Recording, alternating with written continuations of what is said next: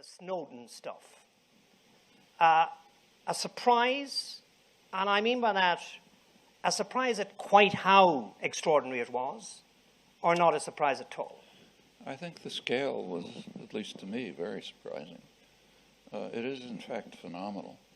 Actually, there's a new book by Glenn Greenwald, I don't know if it's come out here, which surveys a lot of it, brings it together, and it's really a colossal campaign.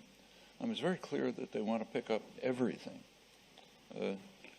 Everything that anyone says, who they meet, who they see, anything you can think of.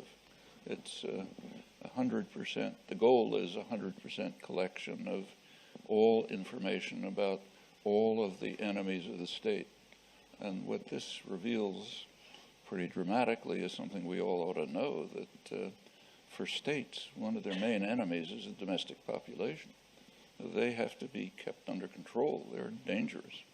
And if you look at policy decisions, it's pretty consistent that you have to control this dangerous enemy. This carries it way beyond anything that's been done before. Of course, there's been plenty before. I was, during the 1960s, I was very much involved in resistance activities against the war in Vietnam. And we understood that you can't talk on the telephone. And if there's anything serious, something that would involve particular human beings, let's say a deserter or something, you couldn't even talk in a group of friends, because there's probably a government informer there. So everything had to be done with affinity groups. So this is well understood and goes way back, but nothing like this scale has ever happened.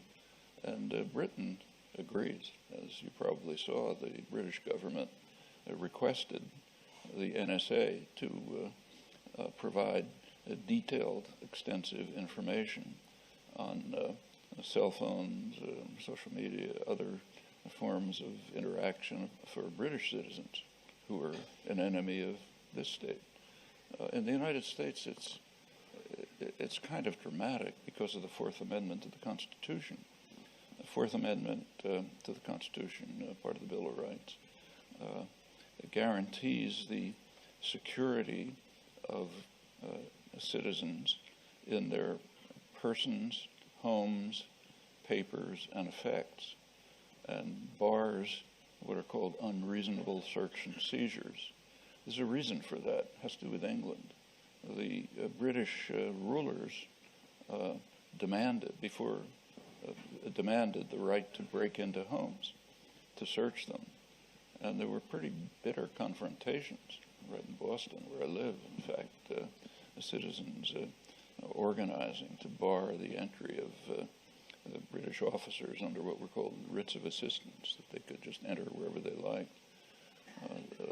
This was one of the things that sparked the American Revolution. And shortly afterwards, when the Bill of Rights was introduced into the Constitution, they made sure to put a barrier against any such practices on the part of the state. Well, now the Fourth Amendment is being violated in a way which is so dramatic that it takes your colleagues in the legal profession to try to figure out how to make them consistent.